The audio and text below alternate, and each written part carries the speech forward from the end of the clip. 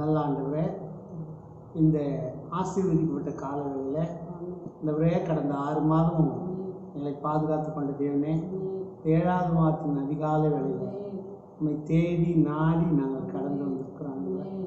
அப்பா, அப்படி செய்தியை ஜனங்களுக்கு சொல்வதற்காக கடந்து வந்திருக்கிறோம். இயேசுவின் நாமத்தில் இந்த செய்தியை நீங்கள் ஆசீர்வதிக்கணும், இந்த செய்தியை அங்கீகரிக்கணும். ஜனங்களுக்குள்ளே ஒரு எழுப்புதலை கத்தாவை கட்டளை வேண்டும், ஜனங்களுக்கு ஒரு ஆர்வத்தை கத்தாவை கட்டளை வேண்டும். இயேசுவின் நாமத்தில் இந்த ஆராதனையின் துவக்கம் முதல் முடிவு வரைக்கும் தேவ பிரசன்னம் கூட இருக்கட்டும். இப்பொழுதும் ஆண்டவரே, ஜனங்களை நீங்கள் ஆசீர்வதிங்க. இந்த காலை வேளையின் ஜெபத்துக்காக நம்ம மத்தியில் இருந்திருக்கிற பாஸ்டம்மா ஜெபித்து ஆசீர்வாதத்தை சொல்லுவோம். பிரைஸ்ல எங்கள் மகா கிருபை இரக்கம் நிறைந்த அன்பின் தகப்பனே, 7வது மாதத்தின் முதல் நாளுக்காக உங்களுக்கு நன்றி ராஜா. அப்பா, அந்த ஆண்டவரே கத்தாவை 1920ஆம் ஆண்டவரே கத்தாவை ஆண்டில் அப்பா அந்த 6 மாதம் கடந்து போக கத்தர் உதவி செய்தீங்க. அப்போ 2020ஆம் ஆண்டில் ராஜாவே, இந்த 7வது மாதத்தின் முதல் ஆண்டவர் நாள் வரைக்கும் நீங்கள் எங்களை ஏந்தினீங்க, சுமந்தீங்க, பாதுகாத்தீங்க, ஆசீர்வதித்தீங்க, பலப்படுத்தினீங்க. உங்களுக்கு கோடி கோடி நன்றி ராஜா. இந்த 7வது மாதம் இந்த சிறையிருப்புகளை மாற்றுகிற மாதமாக தேசத்தின், நாட்டின், பட்டணத்தின், கிராமத்தின் சிறையிருப்புகளை சுனத்தில் மாற்றி ஜீவனுள்ள தேவனை நாங்கள் விடுதலையோடு கூட ஆராதிக்கிற ஒரு மாதமாக இருக்கட்டும் ராஜா. என் பிள்ளைகள் ஒவ்வொருவரும் இந்த வேதவசனத்தை கேட்கும்போது அவருடைய தனிப்பட்ட வாழ்க்கையிலும் குடும்ப வாழ்க்கையிலும் ஆண்டவர் ஆசீர்வாதம் உண்டாவதாக. ஆமாம் ஆண்டவரை, காலையிலோடு இந்த கிருபைகள் புதியவர்கள் அதிகாலையிலே தேடுகிறேன் என்னை கண்டறிகிறான்னு சொன்னீங்க. நம்மை கண்டறியத்தக்கதாக இந்த காலை வேளையில் இந்த பிள்ளைகளை ஆசீர்வதிங்க, ஒரு பெற்றுக் கொடுங்க. நாமத்தை இயேசு நாமத்தில் பிரைஸ்லாம். தொடர்ந்து நாம் செய்திக்கு போய்தான் வேளையில் போவதற்கு முன்பாக பாடலுடைய பாடலாம். என்னில்லடங்கா சோத்திரம் தேவா என்று நான் பாடுவேன். ஆஹா, என்னில்லடங்கா சோத்திரம் தேவா என்று நான் பாடுவேன். எந்நாள் வரை என் வாழ்விலே, இந்நாள் வரை என் வாழ்விலே நீ செய்த நன்மைக்கே ஆஹா, என்னில் அடங்கா சோத்திரம் தேவா என்று நான் பாடுவேன். ஆஹா, என்னில் அடங்கா சோத்திரம் தேவா என்று நான் பாடுவேன். வானங்கள் யாவும் அதின் கீழுள்ள ஆகாயமும், வானங்கள் யாவும் அதின் கீழுள்ள ஆகாயமும், பூமியில் வாழ்கின்ற யாவும் கர்த்தா உம்மை போற்றுமே. பூமியில் வாழ்கின்ற யாவும் கர்த்தா உம்மை போற்றுமே. என்னில் அடங்கா சோத்திரம் தேவா என்று நான் பாடுவேன். என்னில் அடங்கா சோத்திரம் தேவா என்று நான் பாடுவேன். நீரில் வாழ்கின்ற யாவும் இந்த நிலத்தின் ஜீவராசியும், நீரில் வாழ்கின்ற யாவும் இந்த நிலத்தின் ஜீவராசியும், பாரில் பறக்கின்ற யாவும் பரணே உமை போற்றுவாரே. பாரில் பறக்கின்ற யாவும் பரணே உமை போற்றுமே. ஆஹா, என்னில் அடங்கா சோத்திரம் தேவா என்று நான் பாடுவேன். என்னில் அடங்கா சோத்திரம்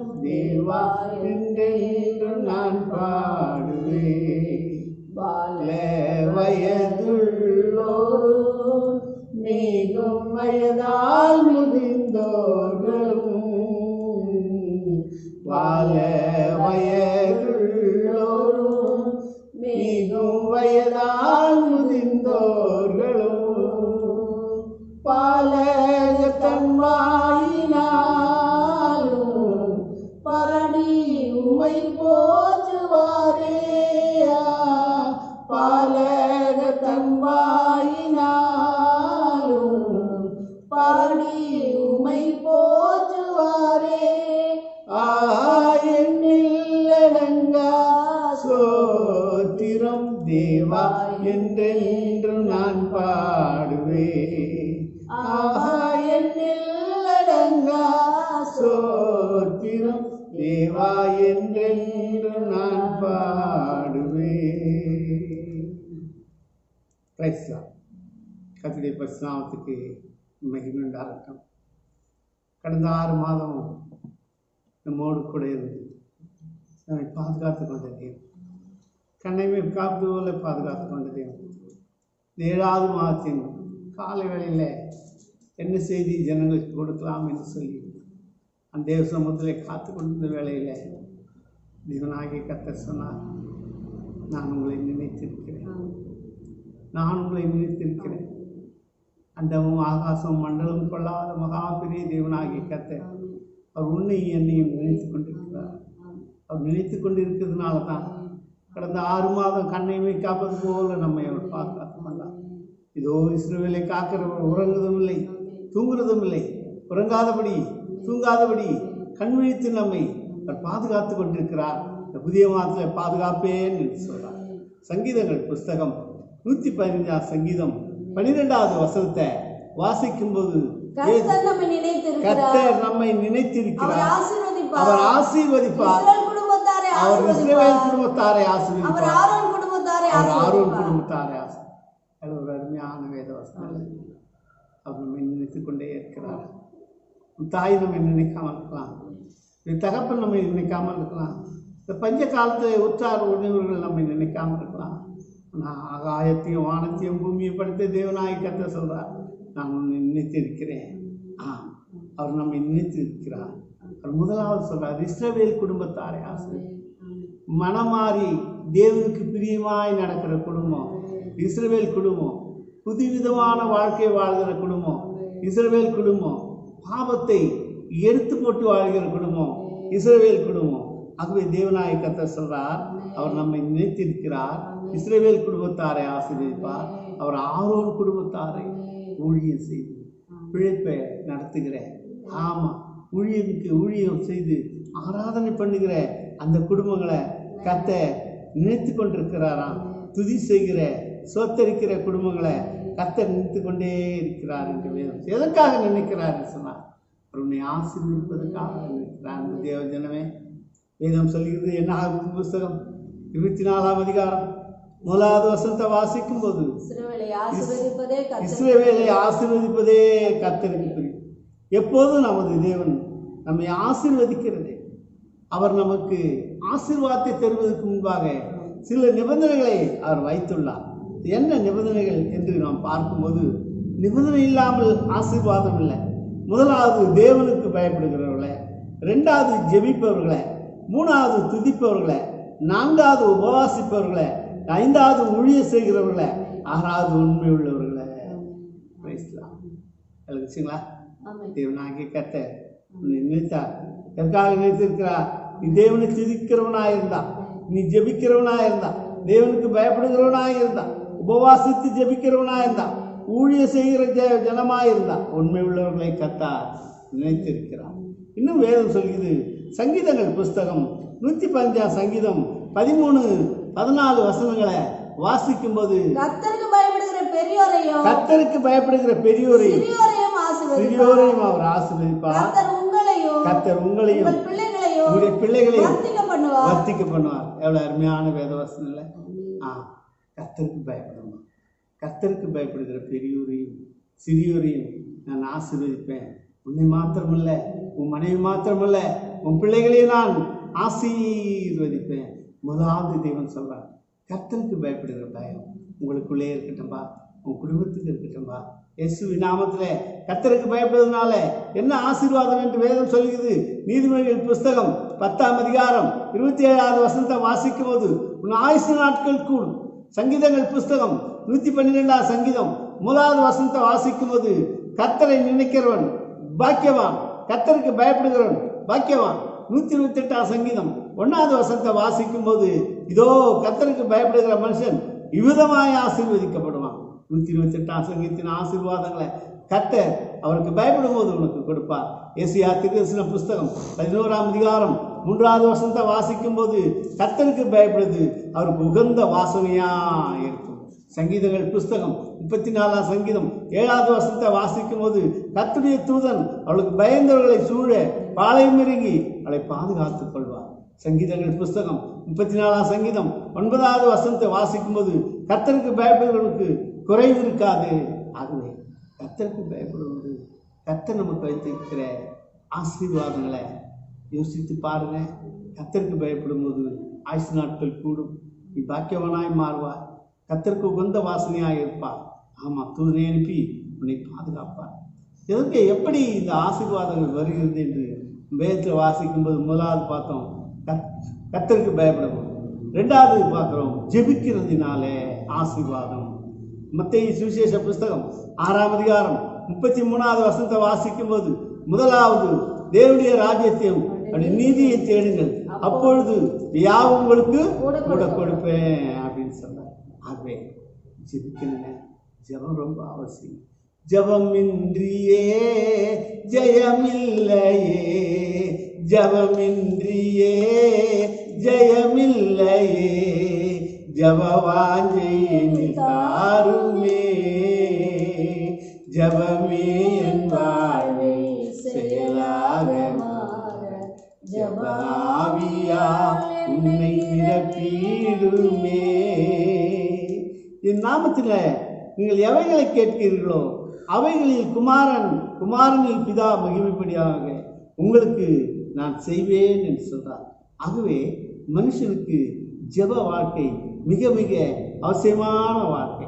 ஆண்டவர் சொல்றார் மத்தேயு சுவிசேஷ புஸ்தகம் 7ஆம் அதிகாரம் 11வது வசனத்தை வாசிக்கும் போது ஆகையால் பொல்லாதவர்களாகிய நீங்கள் உங்கள் பிள்ளைகளுக்கு நல்ல ஈவுகளை அறிந்திருக்கும் போது பரலோகத்தில் இருக்கிற உங்கள் பிதா தம்மிடத்தில் வேண்டிக் கொள்கிறவர்களுக்கு நன்மையானவர்களை அதிக நிச்சயம் அல்லவா அவரிடத்தில் வேண்டிக் கொள் சொல்றாரு. பொல்லாத பெற்றோராகிய நீங்கள் பிள்ளைகளுக்கு நல்ல ஈவுகளை கொடுத்து அறிந்திருக்கும் போது பரமபிதாவாகிய நான் அவைகளை காட்டிலும் மென்மையானதை கொடுப்பேன் என்று சொல்றாரு. இயேசுவின் நாமத்துல இந்த புதிய மாதத்துல மேன்மையானவர்களை கொடுக்கிற கர்த்தர் இந்த உங்கள் நடுவிலே வந்திருக்கிறபடினாலே கர்த்தர் உங்களை ஆசீர்வதிக்கட்டும். இன்னும் வேதம் சொல்லுது, யோவான் சுவிசேஷ புஸ்தகம் 14ஆம் அதிகாரம் 13-14 வசனங்களை வாசிக்கும் போது நீங்கள் என் நாமத்தினாலே எவைகளை கேட்பீர்களோ குமாரனில் பிதா மகிமைப்படும்படியாக அதை செய்வேன், என் நாமத்தினாலே நீங்கள் எதை கேட்டாலும் நான் அதை செய்வேன் என்று சொல்றார். வேதம் சொல்கிறது ஜெபத்துக்கு முக்கியத்துவம் கொடுங்க. இது கொரோனா காலம், ஜெபத்தினால் அந்த கொரோனாவை இந்த உலகத்தை விட்டு ஓட்டி விடலாங்க. இயேசுவின் நாமத்தில் ஆண்டவர் சொல்றார் மத்தேயு 7:7 படி கேளுங்கள் உங்களுக்கு கொடுக்கப்படும், தட்டுங்கள் உங்களுக்கு திறக்கப்படும், தேடுங்கள் அப்பொழுது கண்டறிவீர்கள், கேட்கிறவனும் பெற்றுக்கொள்கிறான் என்று சொல்லப்படுகிறது. அப்படி நாமத்தினால நம்ம எதை கேட்டாலும் அவர் நமக்கு செய்வார். அதுக்கு காரணம் இயேசுவின் நாமத்தில் நம்முடைய ஜெப வாழ்க்கை மிகவும் சிறப்புள்ளதா இருக்க வேண்டும். நாம் ஜெபிக்கிறதுனால பொல்லாதவனை துரத்தல். தானியேல் ஜெபித்தா, தடைகளுக்கு மத்தியில 3 வேளை ஜெபித்தா. தாவீது ஜெபித்தா, அவரும் அந்தி சந்தி மத்தியான வேலைகளை ஜெபித்தா. சிறைச்சாலையா இருந்தாலும் பரவாயில்ல, அப்போஸ்தலர் 16:25 படி பவுலும் சீலாவும் ஜெபித்தார். ஜெபிப்பது மாத்திரமல்ல, தேவனுக்கு பயப்படுவது மாத்திரமல்ல, ஜெபிப்பது மாத்திரமல்ல, இன்னும் சொல்கிறது தேவன் நோக்கி துதிக்க வேண்டும். துதிக்க துதிக்க இன்பம் பெருகுதே, உம்மை துதிக்க துதிக்க கிருபை பெருகுதே, துதிக்க துதிக்க உயர்த்தப்படுகிறே, உம்மை துதித்து துதித்து மதில் தாண்டுவே, உம்மை துதித்து துதித்து மதிலை தாண்டுவே. Glory to God, Jesus. தாவீது இந்த துதிப்பதை குறித்து சொல்றான். சங்கீதங்கள் புஸ்தகம் 34ஆம் சங்கீதம் 1வது வசனத்தை வாசிக்கும் போது, கர்த்தரை நான் எக்காலத்திலும் சோத்தரிப்பேன், அவர் துதி எப்பொழுதும் என் வாயிலே இருக்கும் என்று சொன்னான். கர்த்தருக்கு பயப்படுகிற தேவ ஜனமே, கர்த்தருக்கு ஜெபிக்கிற தேவ ஜனமே, கர்த்தரை துதிக்க வேண்டும். ஏனென்று கேட்டால் சங்கீதம் 22:3 சொல்லுது, அவர் இஸ்ரவேலின் மத்தியிலே துதிகளின் மத்தியிலே வாசம் செய்கிறதான தேவன். துதிக்கும் போது தேவன் கொடுக்கிற மிகப்பெரிய ஆசீர்வாதம் என்ன என்று சொன்னால், ஏசாயா தீர்க்கதரிசன புஸ்தகம் 43ஆம் அதிகாரம் 21வது வசனத்தை வாசிக்கும் போது, இந்த ஜனத்தை எனக்கென்று ஏற்படுத்தினேன், இவர்கள் என் துதியை சொல்லி வருவார்கள். அப்படி ஜனமாக நாம் மாறும்போது, அப்படி பிள்ளைகளாக நாம் மாறும்போது, அவருக்கு பயப்படும் போது, அவர் நோக்கி கூப்பிடும்போது, தேவன் இன்னும் ஒரு பெரிய ஆசீர்வாதத்தை வைத்திருக்கிறார். சங்கீதங்கள் புஸ்தகம் 29ஆம் சங்கீதம் 11வது வசனத்தை வாசிக்கும் போது, கர்த்தர் தம்முடைய ஜனத்துக்கு பலன் கொடுத்து, கர்த்தர் தம்முடைய ஜனத்துக்கு சமாதானம் அருளி, கர்த்தர் தம்முடைய ஜனத்தை ஆசீர்வதிக்கிறார். தேவ ஜனமே, 6வது மாதத்துல 7வது மாதத்துல உன்னை ஆசீர்வதிக்கிறவராய் அவர் கடந்து வந்தபடினாலே எல்லா கரங்களை தட்டி தேவநாமத்தை மகிமைப்படுத்தலாமா? Praise the Lord. இன்னும் தேவன் சொல்கிறார், சங்கீதங்கள் புஸ்தகம் 149ஆம் சங்கீதம் 4வது வசனத்தை வாசிக்கும் போது, கர்த்தர் தம் ஜனத்தின் மேல் பிரியம் வைக்கிறார். நீ அவருடைய ஜனமா இருந்தா, அவரை துதிக்கிற ஜனமா இருந்தா, அவர் சோத்தரிக்கிற ஜனமா இருந்தா, அவர் செய்த நன்மைகளை நினைவு கூறுகிற ஜனமா இருந்தா, ஆண்டவர் சொல்றார், கர்த்தர் தம்முடைய ஜனத்தின் மேல் பிரியம் வைக்கிறார். இன்னும் சங்கீதக்காரன் சொல்லுவான், சங்கீதங்கள் புஸ்தகம் 53ஆம் சங்கீதம் 6வது வசனத்தை வாசிக்கும் போது, கர்த்தர் தம்முடைய ஜனத்தின் சிறையிருப்பை மாற்றுவார். உன் சிறையிருப்பு மாற வேண்டுமா? உன் சிறையிருப்பு மாற வேண்டுமா? பசி, பட்டினி, பஞ்சம், வறுமை, இல்லாமல் தரித்திரம், இந்த கடன், இந்த பிரச்சனைகள் மாற வேண்டும் என்று சொன்னான். கர்த்தரை துதிக்கிற ஜனமா இருக்க வேண்டும். அதான் சொன்னான் தாவீது. அவனுடைய ஆபத்தான நேரத்திலும் அவன் தேவனை துதித்தான். கர்த்தரை நான் எக்காலத்தில் சோத்தரிப்பேன், துதி எப்பொழுது என் வாயிலே இருக்கும் என்று சொன்னான். மாத்திரமல்ல தேவ ஜனமே, கர்த்தருக்கு பயப்படுவது மாத்திரமல்ல, ஜெபிப்பது மாத்திரமல்ல, துதிப்பது மாத்திரமல்ல, ஊழியம் செய்யணும். ஊழியம் யாருங்க செய்யுது? ஊழியம் யாருங்க செய்யுது? யாருங்க ஊழியம் செய்யுது? போ இல்லை அனுப்புன்னு வேதம் சொல்லு. இயேசுவின் நாமத்தில் ஆண்டவராக இயேசு பரலோகம் போவதற்கு முன்பாக சீஷர்களுக்கு கிட்ட வந்து சொன்னார், வானத்திலும் பூமியில் எனக்கு சகல அதிகாரம் கொடுக்கப்பட்டது, ஆகவே நீங்கள் புறப்பட்டு போய் சகல ஜாதிகளையும் சீஷராக்கி பிதா, குமாரன், பரிசுத்த ஆவியின் நாமத்திலே ஞானஸ்தானம் கொடுங்கள் என்று சொன்னார். ஆகவே ஊழியம் செய்கிறவன் கர்த்தருக்கு மிகவும் பிரியமானவன். வேதம் சொல்லுது, யோவான் சுவிசேஷ புஸ்தகம் 12ஆம் அதிகாரம் 26வது வசனத்தை வாசிக்கும் போது, ஒருவன் எனக்கு ஊழியம் செய்தார், பிதாவானவர் அவனை கனம் பண்ணுகிறார். நீ அவருக்கு ஊழியம் செய்து பார், அவர் உன்னை கனம் பண்ணுகிற தேவனாய் கடந்து வருவார். உன்னை கனம் பண்ணுவார், உன் குடும்பத்தை கனம் பண்ணுவார், உன் பிள்ளைகளை அவர் கனம் பண்ணுவார். இந்த ஊழியம் செய்கிறவனை குறித்து இன்னும் வேதம் சொல்லுது. ரோமர் நிருபம் 14ஆம் அதிகாரம் 13வது வசனத்தை, ரோமர் 14:18 கிறிஸ்துவுக்கு ஊழியம் செய்கிறவன் தேவனுக்கு பிரியனும் மனுஷரால் அங்கீகரிக்கப்பட்டவனுமா. ஆகவே நீ தேவனுக்கு பிரியமுள்ளவனாய் மாற வேண்டும் என்று சொன்னான். ஊழியம் செய்யுங்க. அவர் மீண்டும் சொன்னார், ஆமாம் ஒருவன் எனக்கு ஊழியம் செய்தார், பிதாவானவர் அவனுக்கு பிதாவானவர் அவனை கனப்படுத்துகிறார் என்று வேதம் சொல்கிறது. இன்னும் வேதத்தில் நாம் வாசிக்கும் போது சங்கீதங்கள் புஸ்தகம் 115ஆம் சங்கீதம் 12வது வசனப்படி, கர்த்தர் நம்மை நினைத்திருக்கிறார், அவர் ஆசீர்வதிப்பார், அவர் இஸ்ரேல் குடும்பத்தாரை ஆசீர்வதிப்பார், அவர் ஆரோன் குடும்பத்தாரை ஆசீர்வதிப்பார்.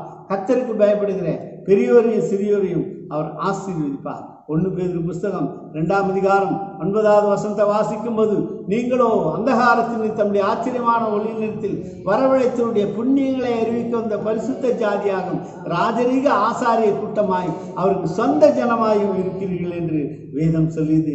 அவருடைய புண்ணியங்களை, அவர் செய்த நன்மைகளை, அவர் நமக்கு செய்த இரக்கத்தை ஜனங்களுக்கு சொல்ல வேண்டும்.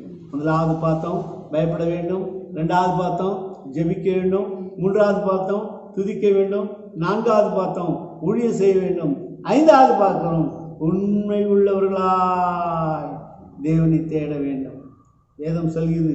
நீதிமொழியின் புஸ்தகம் 28ஆம் அதிகாரம் 20வது வசனத்தை வாசிக்கும் போது வேதம் சொல்கிறது, உண்மையுள்ள மனுஷன் பரிபூர்ண ஆசீர்வாதங்கள் பெருநெஞ்சன் வழக்கை கொள்கிறான்.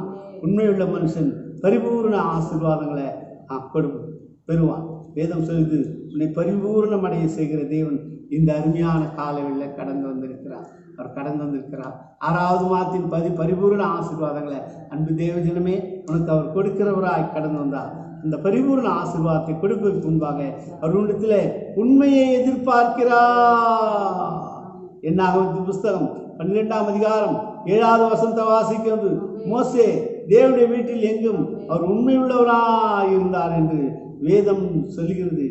நீதிமொழிகள் புஸ்தகம் 12ஆம் அதிகாரம் 22வது வசனத்தை வாசிக்கும் போது, உண்மையுள்ளவன் மேல் பொய்தடுகள் கர்த்தருக்கு அருவருப்பு, உண்மை உள்ளவன் உண்மையாய் நடப்பவன் அவருக்கு பிரியம் என்று சொல்லி வேதம் சொல்கிறது.